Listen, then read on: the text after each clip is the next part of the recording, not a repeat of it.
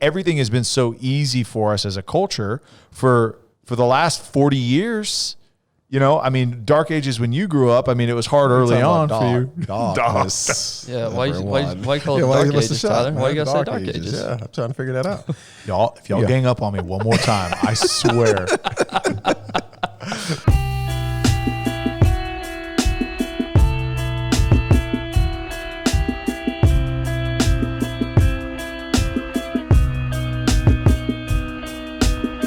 So here we are, sitting in Dallas, Texas.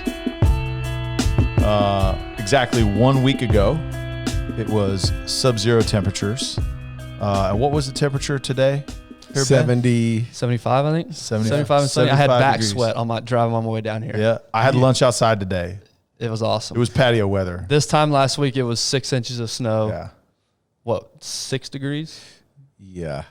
We were in the single digits. Insane. So today we're coming off of a really interesting week in Texas, and I'm sure, you know, listeners that are here in Dallas, you experienced it, and our heart is with you. We went through it alongside you, but those of you that are outside of Texas, and I'm sure saw it on the news, I had people writing me from California. Yeah, apparently it was a big story. It was a big story, apparently. Worldwide. But, you know, really, after this storm and really during this storm, I think we learned a lot about ourselves. We're going to talk a little bit today about our experience through that, but what we learned and how we can apply that going forward, because I think that there's a lot of things that came out of this storm that we learned about ourselves, about our preparation, about what we take for granted, and we can apply that to a lot of other areas in our life. But, I mean, how did you guys do? Did you guys make it out okay through the storm? Houses were okay. I know, Darren, you probably got hit harder than both of us. Yeah, I did. And I guess I just, I'm a numbers guy. I always try to keep track of, how much damage has gotten done or was done throughout the storm. And those numbers are continuing to add up. And not only that, it's just the fact of, and I know we're going to discuss this throughout the podcast today, but some of this could have been, I could have gotten in front of a lot of this, and I'm not blaming anything or anyone else. I'll take extreme ownership in this, but a lot of this could have been prevented. Yeah. So, and I think what I heard from people from the Midwest, there was kind of this banter going back and forth from people, in Indianapolis and Chicago and Minnesota and all these areas that were like, come on, Texas, like get it together. Yeah. This is a regular Tuesday for us. No big deal. But the reality is, in what you just said, is prepared. Like as a city, as a state, in multiple facets. Some of the things that we experienced was, one, infrastructure is just not there. So roads were not taken care of. We don't have the snow plows. We don't have the equipment. They tried to pre-spray the highways, but that was it. Right. So none of the other roads were taken care of. Two is, in our construction, all of our plumbing is all exterior.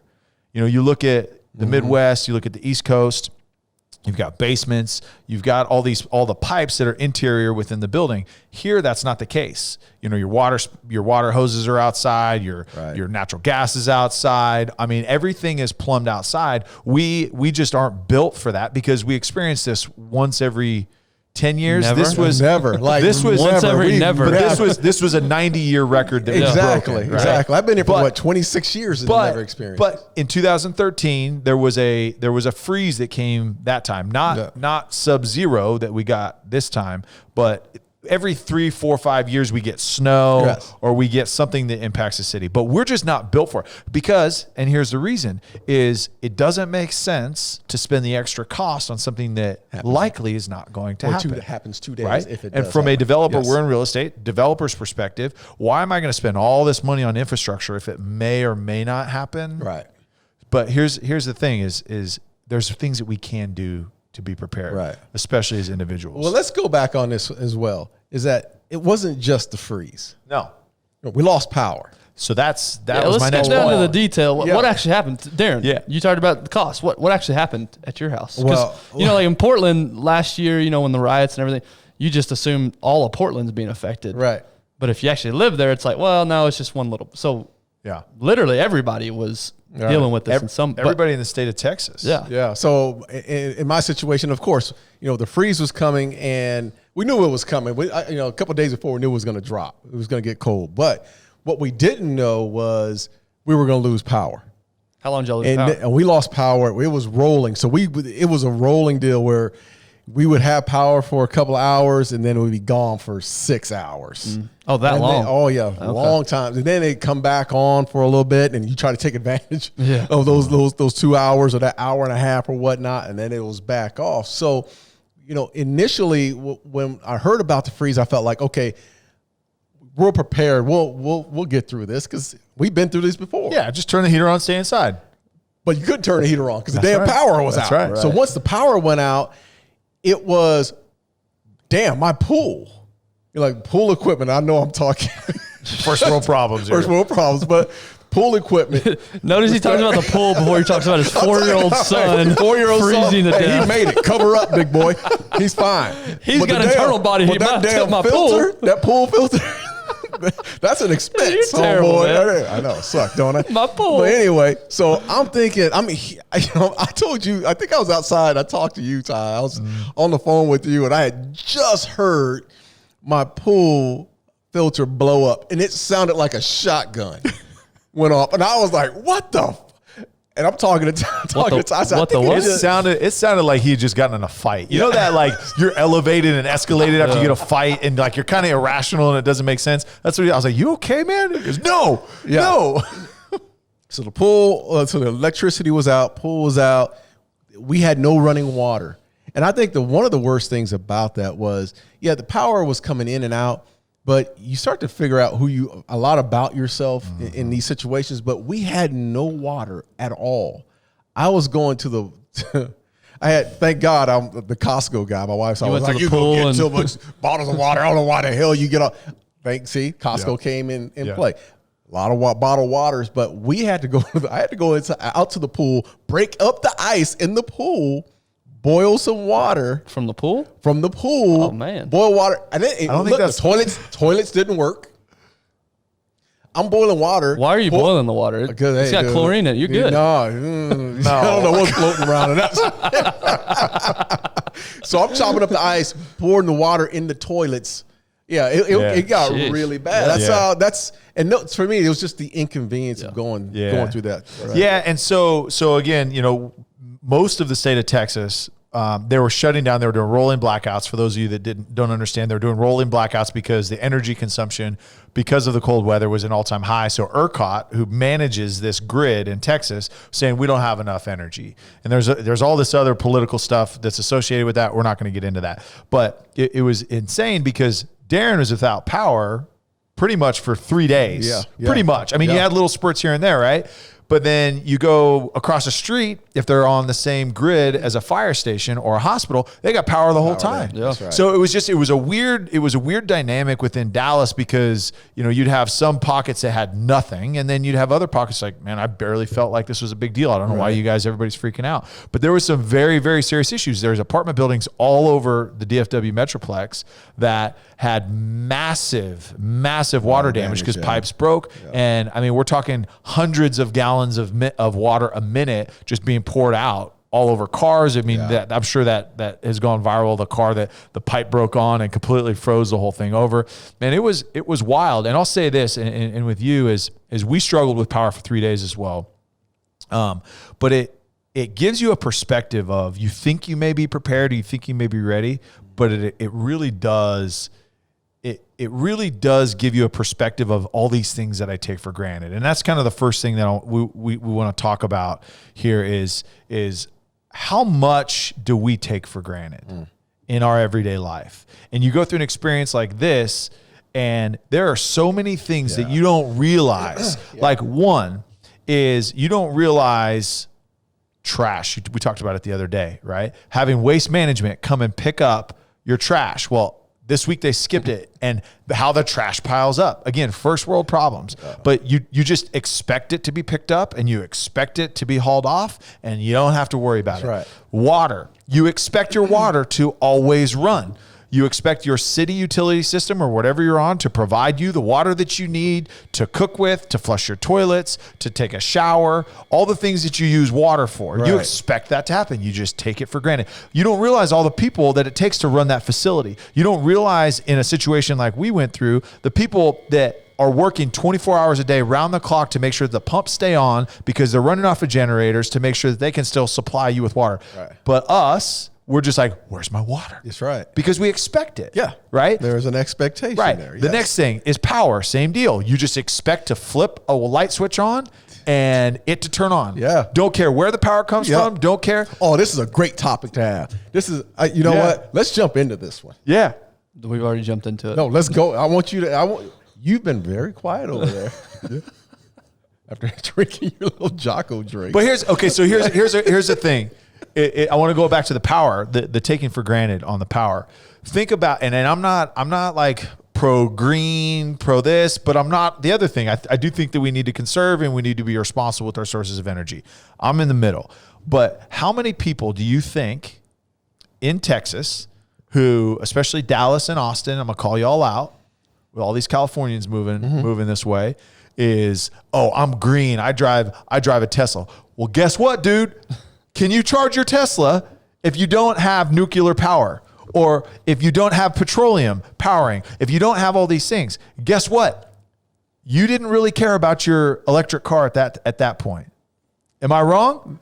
You wanted power to your house. I wanted power to my damn house. And I'm not saying you're green. I'm not saying you're pro green or anything like that. I'm a Tesla. Oh, you're a Tesla. I'm a Tesla owner as well, right? That's what I'm saying. But you did. I mean, there was an expectation of, you wanted power to. Well, why is it that my house is without power and 2 houses down or 2 blocks down they have power? Look, I'm of the belief, and let's go ahead and jump on into this. Let's go. I'm of the belief that I'm a taxpayer, brother. I'm paying my taxes. I'm an American. I pay my damn taxes. I pay my power. I bet every time you get pulled over, you tell cops that too. I pay your salary. Yes, you are that guy. I probably am. You are that guy. Damn, it's coming out of my pocket every month. Give me a ticket. Look, do you know who you're talking to? Hey, we get invoiced every month. Do we not? Yeah, that's true. Do we not get invoiced every month? We do. There's an expectation that's set. I pay you to take care of those situations, right? So when you fail, it's like anything else. If I fail on something, I'm not expected to get paid, right? So there is an expectation. I think that's naturally innate in us to think it's okay to complain and bitch, especially when we're paying. Yes. But how many jobs have you been? Okay. How many jobs have you been paid for? You sound like such a just diva right now. I am. My pool was hurting. I expect to have my electricity on. Hey, when you're cutting the checks, like I'm that dude. Yeah, I'm cutting the checks. I expect. I agree. But here's the deal, though, and I think as a culture, we can show more grace because the grace in what way? Grace. The trash company, the electricity, hey, this was a once in a lifetime storm. The electricity company. This was completely out. Now energy wise, ERCOT, whatever. What I'm saying, but trash companies, that was it in their control to not come pick up your trash? Was it water companies that the water pumps went out? Was that in their control? No. I get it. I get that part of it. Yeah. Listen, I totally understand that, Waste Management is not going to come in and throughout that storm and all that. I get that part of it. But there had to be some preparation now, an understanding 100% of what was coming. Yeah. Right? At some point, at least do the due diligence of knowing that these are the possibilities. Yeah. Because when the infrastructure breaks down, then what? What ended up happening? Let me ask you this. How much research did you do into what the preparations were to be made for this storm? Do you know? No, that's exactly. Well, I'll take a lot of the blame on my end. My only point in saying that is I don't know either. I don't know whose fault it was. Right. I don't know what happened. I have no idea.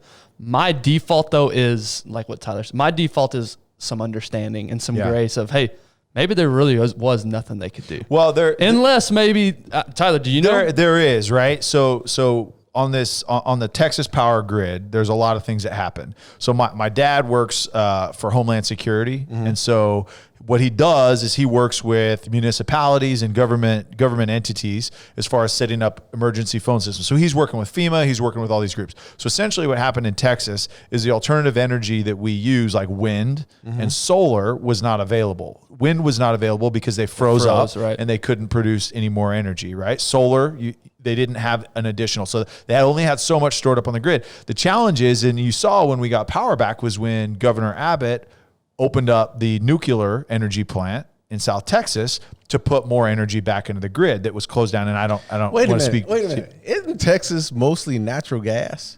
I mean, isn't that fossil fuels? Isn't that what we're known for? Like, natural gas is what this state is known for, right? So the power grid is not a federally overseen by the federal government, correct? No, it is regulated. It is regulated by the federal government. No, I think it's private. We need to fact check this. But, we need to but fact check that. electricity, We need to fact check but this. electricity, I don't think that's But where we're we get not the running power from. we're not running our power. Like, look, for us to say that the what do they call them? The wind, the turbines. the turbines we're in control, or No. Like, it's got to be. No, like, no. this That's not our state- major power. No, that's not our Right. major power source at all. And I don't think we know enough Yeah, maybe we about it should to get speak on on this. it. But point being is, clue what we're but talking point about. being is we do have to have some sort of contingency plan of supplemental energy in case of a natural disaster like Absolutely. this. Right. I think that's what you're saying. Yeah. Is we need to have something. So whether it's nuclear or whether it's not a clean form of energy, but in some sort of emergency, we have to be able to do that. And Texas burn did that not. coal. And You better Texas burn- did not. Yeah, hey, right? They burned it. No, But Texas did not plan for that. Knowing there's not much that us three can do about that, Yeah. what can we do? Yeah, about it? so Let's get on track. with the things that we can control right? here. So that's Three that's meatheads. that's So the good. point of this show. Is Jeez. individually what can we do? Well, I don't know what our powers are. I have no idea. But what do you think? I'm not talking about you. I'm talking about us two over here. So, but the point is right. We look at this statewide, but then we've got to look internally because we're stuck in our houses here in Texas, and there's really not much we can do. Right. You don't have energy. How of the 4 people that are in this room, how many of us have a backup generator? None, but Zero. you better believe it. 0. We it's get coming. it. Yeah, It's coming. So okay. So and this is going to transition. This conversation is from taking things for granted. And look, we got to be appreciative of the luxuries that we do have. Absolutely. By flipping a switch on, power Yes. turns on. Right. Agreed. We learn that. Okay. So next is contingency plan. You cannot just expect to react after the fact. Right. Right. You can't just say when it happens, then I'll deal with Love it. this conversation. So the contingency plan, and I kind of swung all the way because I'm sitting at home. I can't talk on my cell phone because the network is so overloaded. Can't call out, can't text, can't email. I literally have no contact with anybody outside of my house. But I'm sitting there thinking, like, what if this thing goes on longer? Or what if this power thing Right. is a really big deal? And when the weather goes, this still isn't fixed, right? What am I going to do? You can't run your credit card at the grocery store. You can't pump gas at the gas station. What am I going to do? Dang, you went dark. I did. I went down some rabbit Man. holes, man. But what I'm saying is, like, what happens if that happens? And then my mind went to another level is, okay, what if we get through this? But what if something really bad happens? You think about the people prior to World War II. Right? Life is pretty good out of the Great Depression. It's pretty good in the United States at this point. Do you think those people thought we were going to go into another world war where all of the men get pulled away and have to go to war? I mean, the thought of the Japanese invading the West Coast, the thought of the Germans invading the East Coast, I mean, they never thought about that.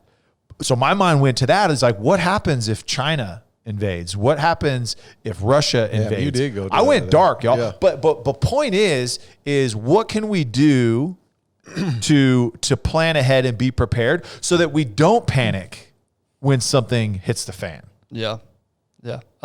Good question. I still haven't thought about it. So contingency plans. And again, this Well, is and here's why. Because honestly, I was a skeptic Yeah. before it all went down. You're Because I'm like, these skeptic on weathermen, they're everything. just trying to get You're- ratings. Yeah. This is not going to be a big deal. And that's not a good place to be, obviously, Yeah. is to be skeptical of the people that You are wanted to do the delivering. podcast on Monday, right? Isn't Dude, that how we? What a little snow. Somebody talking the week before, and I'm like, "Hey man, do you know this freeze is coming through?" He's like, Somebody said, Hey, this is drives a Toyota Camry, trying to drive 30 miles in 8 inches of snow, sub-zero freezing temperature. No, I want to remind you of that conversation. Do you remember that conversation? somebody goes, this must be the weather that my parents always talked about, having to walk to uphill, school, uphill both ways to school. uphill both ways. So honestly, going into it, I was a skeptic. I was just Yeah. thinking they're just trying to get ratings. Like, this is not going to be that big of a deal. Yeah. But then, at 2 a.m. Monday morning, when that power goes out and you've got a 1-year-old baby and a 4-year-old, things get pretty real. That's right. And That's the right. temperatures are dropping. Yeah, things get pretty real. You start to think, oh man, I should have been prepared for this. Yeah. Right. So Now I have no clue how to. I need to do my research. Well, and that's it. But I think, also, as we mentioned early in the episode, this is, yes, we're talking about the storm, but this is life, right? Yeah. You've got to have some sort of contingency plan if something happens. And so whether it's, with your home and, okay, hey, I've got a generator, I've got extra food, or I've got extra water, or I've got tools I know, or I've got whatever it is, right, with your house. Like that's a whole deal in itself that you can talk through. But like, what about life? What if you lose your job? What's your contingency plan? Right. What if you choose to make a transition? What if you unexpectedly lose a loved one? I mean, I think of how many wives or just spouses out there that the other one takes care of everything. Right. And what if you lose them and you don't know how to do anything? Exactly. And I think, including self, is that and Ben, you just mentioned it, we're nonchalant about a lot of things. And I'm very nonchalant. I think and at times it's my strength. Yeah. Is that I can allow things to I'll brush things off like, it's not that big of a deal. We'll move on. Well, being so nonchalant in this situation, it didn't allow me to prepare accordingly. Like, there are things, Tyler, you and I talk all the time. You're outside fixing things. You know about tools. You're educating us on what an Allen wrench is. Do you know how many times I use my McKinney wrench? Inside Love joke. me a good solid Prosper Hey, wrench. check our YouTube here in the coming weeks because we'll do a video on this. But those are things I don't know. Like, I had to learn. I've seen guys with the water company come out and they check my water from the street level. And I've watched and I'm like, whatever. But I've been extremely nonchalant about those things and didn't care to learn. Well, damn it, I want to learn now. Yeah. Because of the fact of what I just went through. And again, and I've told you, Ben, and I've told everyone, I'm not, this may or may not happen again, but being ignorant to certain things, like where my water line meets my house and does it go up into my attic or do I have enough Insulation. I mean, I didn't know what the hell. And I didn't know where my water line was running up to. So those are the things that just through ignorance, because I didn't want to learn. Now I'm at a point where I need to know these things. Yeah. Hey, wanted to take a quick break from the episode to thank our sponsor, Tito's Handmade Vodka. Tito's Handmade Vodka is distilled from corn and certified gluten-free. In the mid-90s, Tito Beverage, that's his real name, Tito Beverage, built his very own micro distillery in Austin, Texas, incorporating the boutique winery concept into the spirits industry. He acquired the first legal permit to distill in Texas and put his life savings into it, racking up 19 credit cards to build his own copper pot stills and condensers. He continues to produce award-winning smooth American vodka on the same land where it all started, over 20 years later. Tito's has won the unanimous Judges' Choice Double Gold Medal at the World Spirits Competition, among other awards. It's got a modest paper label on a simple bottle, so all you pay for is the exceptional vodka inside. Visit us at titosvodka.com for recipes, videos, and more for the Tito's story. Crafted to be savored responsibly. And you've got to, and you're not there yet. None of us are, but you're starting to formulate that plan. Okay, I got to meet with an electrician, figure out, okay, how can I hardwire a generator just in case something happens? How do I make sure that my water is hardwired generators and shit? I don't. Hey, that's why electrician. That's a Let little that. bit. Hey, I'll just call Tyler over. I'll just call Tyler over. Hey, Tyler, you don't live very far. I'll just call you over. Same electrician that put in your Tesla charger, call him back. But point being is you've got to have a plan in case it all hits the fan. Because how many times throughout our life does something unexpected happen that we just don't know how to react, and we don't have a plan for it? Whether you're a parent and you are training your kids, hey, if this happens, like my wife talks to my kids all the time, hey, if mommy falls down and is hurt, this is exactly what you do. You go to the neighbor, you know my cell phone. Like, how many young kids know their parents' cell phone numbers? I don't know, but that was something that we did early on. You've got to have a plan in case something. You don't have to dwell on all the bad things that happen. You don't have to live in fear, but having a contingency plan in place in whatever aspect it is lets you not live in fear sometimes, because now you've got some peace. Like, you're prepared, hey, if it hits a fan, I mean, okay, this is how we react to it. It's not going to be great, but at least we know. Why do y'all think we don't do contingency plans? Because we don't have to. Think about how easy life has been for, really, I would say since the draft for Vietnam, I would say that was probably the last time where it was truly like, I'm really worried about what's going to happen, and I'm really worried about my life. And maybe even before that, maybe even World War II. What about life has been good? Less dramatic. What about, do you have a contingency plan if you do lose your job? Yeah. You do have a plan? Yeah. I'm selling my body. You'll see me on Main and 5th every Tuesday night. Hey, that was totally a joke. I'm totally against sex trafficking. That is totally not what we're about true. here. It was That's a true. joke. That's not a good joke. Take that back. That's not a good joke. No, but really though, like, why do you think that we fail to plan? Why do you think that we fail to have contingency plans? Because I think, like Tyler said, I think things have been easy. I mean, you pay someone to take care of the things that you need to be taken care of, whether it be an electrician or whether it be a plumber or whatnot. It's easy and it's simple to do that. I mean, we don't live, again, my family and my older generation, they had no choice but to use tools and to do things and you work with their hands. I came up through a process where I didn't have to do those things. I really didn't. And there are a lot more people like me that are out there, men that are out there like me nowadays, because we rely on the resources that are there. For anything you want, you can find someone to do it for you. Yeah. So then you justify, right? And then we justify. It's not worth my time to figure that out. I have other things I need to do. So my time's more valuable than figuring that out. I'll pay somebody. That's why I think it's the same thing. Why don't we tackle harder tasks first? Because we want to do the easy stuff, right? It's hard to think about and carry the weight of a contingency plan because you have to be thinking about the negative things. We want to push that aside and we want to do the easy, happy stuff. And so it's harder. And I think everything has been so easy for us as a culture for the last 40 years. You know, I mean, dark ages when you grew up, I mean, it was hard early on for you. Dogs. Yeah, why call it dark ages, Tyler? Why you gotta say dark ages? Yeah, I'm trying to figure that out. If y'all gang up on me one more time, I swear. But I just think we really gravitate and we don't want to address or we don't want to look that way because we just want to look at the good, easy stuff that's easier for us to do. And it's easier for us to just focus on our daily plan and what we're doing and just kind of going through those things. Isn't that life though? Well, as I say, yeah. We always focus on what's easy, what comes easiest for us, right? That's so right. that's the go ahead. I was just saying it's a catch-22 of survival, meaning when you're in cruise control, you're surviving. Like so you're not focused on bad things. The bad things aren't happening. I don't have to focus on that. I'm good. But the opposite end of that is, what if something does happen? Then it does threaten your survival. Look, you know what? I look at how I looked at this coming through this situation is I need to know the basics. Like, listen, I'm not going to be an electrician or a certified plumber or whatnot. Like, just know the basics. And I didn't know the basics of survival.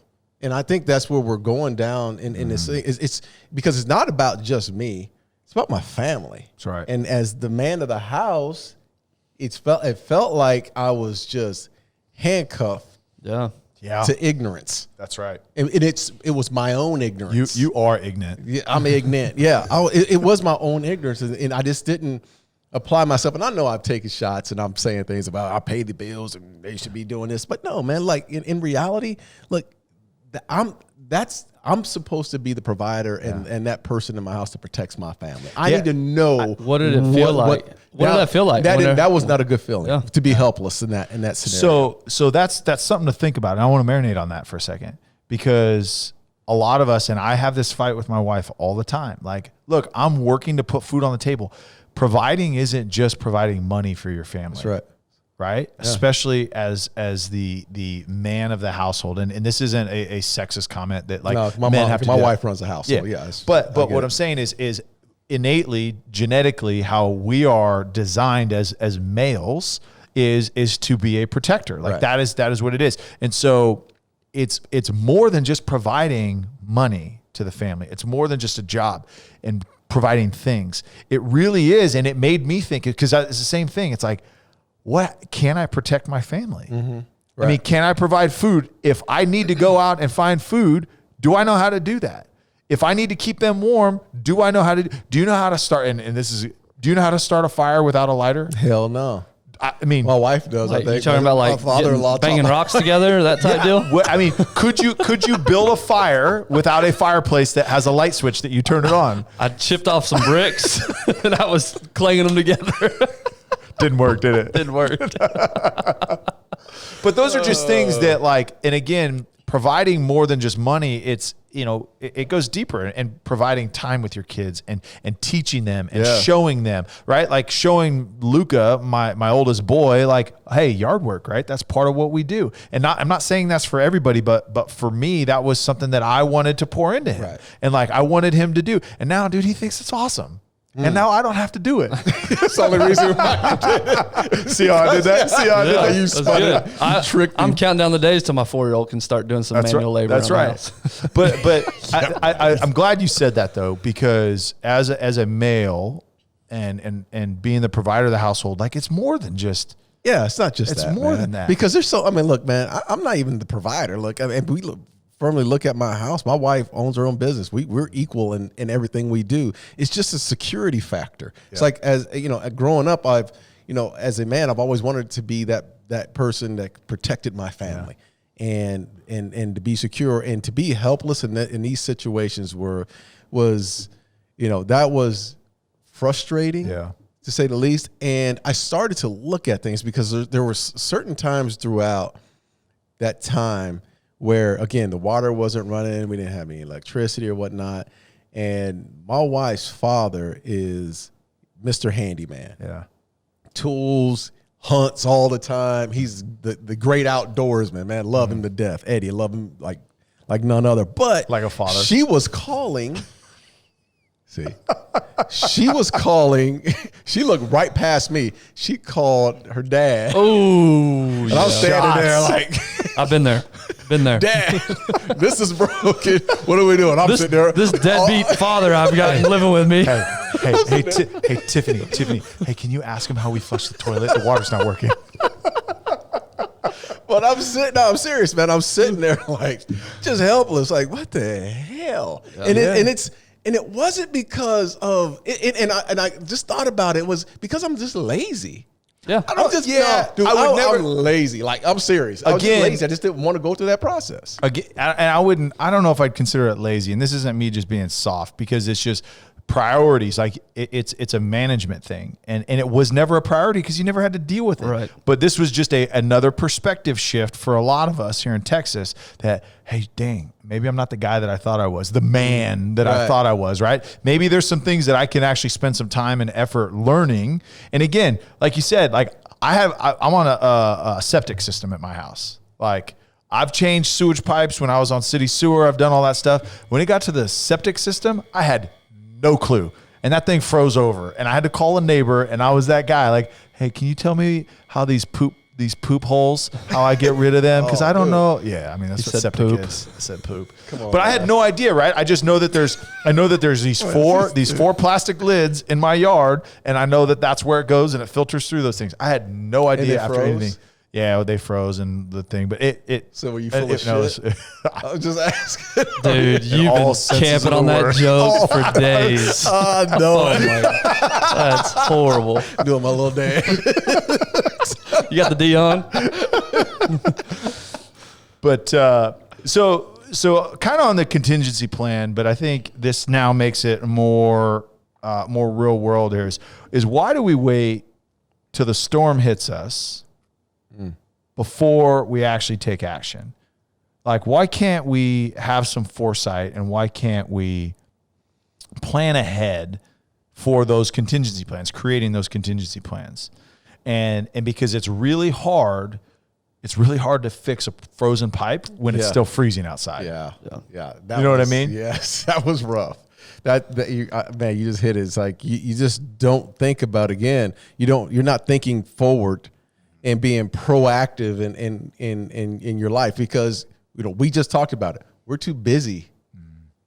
My mind was, I'm too busy doing whatever real estate deals, or working with my software company. I'm still running around with kids. You're not thinking that you need to plan out these type of situations. And again, it's a once in a lifetime storm. Yes. Hey, that's our excuse. be real, yeah. Let's be real about that. But at the same time, there's so many little things that, and I go right back to it, man. Guys, I feel like I'm lazy, because how many times have people come over to my house and I have a plumbing problem? Why not just follow the plumber up and watch? Because that's over there drinking disrespectful there drinking a mojito in his Speedo. That's called Oh, micromanagement. Right. You see, but you're right. That's exactly. I'm in the pool chilling out. The pool works. Instead of just doing following them and learning and wanting to digest some information. Yeah. I think so. So what do you do, right? And some just tangible advice. And I'd love for you guys, but look, there's resources. And this is no surprise to anybody. I'm not like coming up with this great idea, but there's resources. I would just encourage people, if it's something that you can YouTube before you call some repairman, plumber, electrician to fix it, YouTube it first. Just look it up, see how hard it is.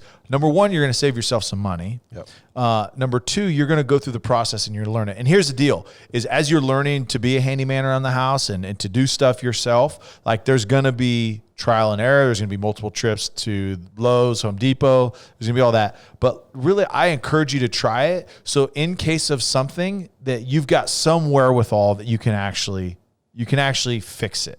You can actually do it. Because what if you just can't get a hold of somebody and it's just normal time, trust right? us. And you can't, and you need something fixed, right? So I would there's resources out there. And then look, Saturdays and Sundays when you're not actually at the office, block out a little time to do some stuff around the house yourself. Start getting involved. If you've got kids at the house, it's really, really good for them to see you do those things. Hey, why are you yawning? When's the last over time you there? mowed your yard, When's the Darren? last time you did a damn thing? Hey guys, And you this don't isn't even know. this isn't me calling you guys out. No, That's you not are. what this Yeah, is. you are bullshit. No, this is it. So Hey, no. Look, I'm attacking Ben. I'm trying to take this shit off my deflecting.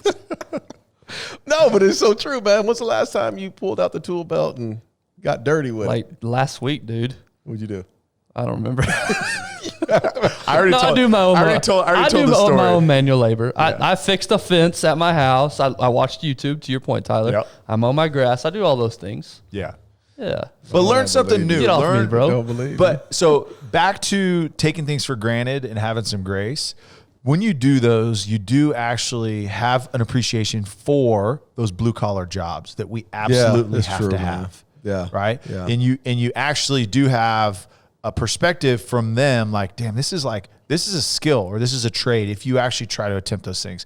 And I think that, there's a separation between that upper and middle class, right? And if we can have some understanding and perspective for those that are doing manual labor and doing these jobs that we don't want to do, look, there's skill and there's talent and there's work Absolutely. ethic that's involved in that. And it gives us some appreciation. So I would encourage people to try to start doing some things. If you've got a neighbor that's handy, ask for their help. Yeah, absolutely. I mean, do those things with, and it's good community too. Yeah. And it's not just that. Like one of the things that was a positive that came out of this was, we had a block text chain that started through this process. So there were some good things that came out of this. So we started a block text chain, and one of the neighbors down the street had a plumber that he shared it with everyone. The plumber came down the street. Everybody's trying to chase him down, but there was a lot of. There's a lot of community. That went on through that process. And I think we're in my mind, it's sort of been like, I need to grow. And I'm willing to now take heed and say, man, look, there's some things, there's a lot that I don't know that I need to get better at. And I think that's some of the positive that came out of. Yeah, to that point, what's interesting is when something like that happens, all of a sudden it doesn't really matter what color skin you got. No. It doesn't really matter who you voted for this last. All that stuff's irrelevant in those moments. And so sometimes you need that kick in the face, that reset of, hey, we're in this together, man. We're a community, we're a neighborhood. Let's open up to each other. And the point you said a minute ago, Tyler, is what really stuck with me is how many times I wait until the storm hits to do something about it. And what I mean by that is, in the examples I wrote down, my wife is literally in tears before I realize, man, I should probably spend some quality time with her. Yeah. Or, my gut gets a little bigger than what I want it to be before I start eating healthy. Yeah. My sales pipeline at work is low before I start to realize, hey, man, maybe I should start making some phone calls here. Yeah. I have a tendency to wait till it's too late. And that's something that, again, this storm reminded me of is being proactive, having a contingency plan, because it applies to everything. It's not just about the storm and survival. It's about every aspect of your life. Don't wait till it's so late. And that's a challenge to myself for sure. No, I think that's great. I mean, that's it. I think that's the genesis of this episode is that, yes, the storm was really challenging. I heard a number, there's 24 people that lost their lives. Yeah. But our heart goes out to them, and we don't want to be insensitive and downplay anything. But this storm is really kind of a metaphor for a lot of things in our life. Yeah. And making sure that, hey, look, we're not waiting until it's so bad that we have to make a change. Let's be proactive about it. Let's think forward. If we have a goal and we want to stay healthy, let's not wait until we're, 20 pounds overweight or 50 pounds overweight or 100 pounds overweight before we start to get healthy. And take the anger out of it. Yeah. Take the anger, take the pride, take the ego out of it, and learn through the process. And I like on this show, man, I want to thank, I need to thank a couple of people on this show. And if you guys there's some people that came to the house. The Provenzano family, Frank down the street came to the house, and I hadn't seen Frank in months. Just reaching out. My buddy across the street, Micah and Lee Reese, we had to shower at their house because we had no water. So there's so many people, man, again, that you figure out who's who when times are really hard. That's right. And, a lot of those people wanted to open their houses to us, but we didn't have, the power or the water or whatnot, man. So I'm appreciative of so many people that are out there that checked up on us. Yeah, and a lot like the hurricane that hit Houston a few years ago. Yeah. Right. You see the people that respond. That's right. and answer the call. And my hope is that this isn't just a fleeting moment that, okay, hey, now it's good. Now we're back to normal. I hope that there's a residual positive effect that stays with the feelings that we're feeling coming out of the storm, the sense of community, the sense of service, the sense of selflessness, right? I hope that those stick around. You know what's great about that? You don't have to hope. You can do it. That's right. Right? You can keep that sense of community in your neighborhood. What are you going to do, Tyler, to keep that sense of community? What am I going to do to keep that sense of community? The neighbors next door. Let's keep that dialogue open. Darren, you talked about you had a whole neighborhood blockchain. You're in complete control. That's right. If that continues or not. That's right. Or are we just going to sit back and go right back in at 75 degrees a day and that storm never even happened, right? That's right. So let's challenge each other. Let's challenge our listeners. Let's challenge to this is fully in our control. Right. How we go forward. That's right. Speaking of how you can help the Darren Woodson Show. It's a good question. I feel like an answer is going to come right behind it. We're on social media. Instagram. You call it the social media? The socials. Instagram, we're at Darren Socials. Woodson Show. YouTube, we're at the Darren Woodson Show. I think we've got a Twitter. I don't know. I Yeah, we never do. touch it. So if you like to tweet, Yes. then go find us there. Yeah. Darren's got a personal Twitter. You do the tweets. If you like the Songbirds, go to Twitter. But yeah, and then just share these episodes, Yeah. man. That's the best way you guys can help us. We love the feedback. We love the reviews. That's the best way you can help us out. So we appreciate you guys. Appreciate all you guys for all the support.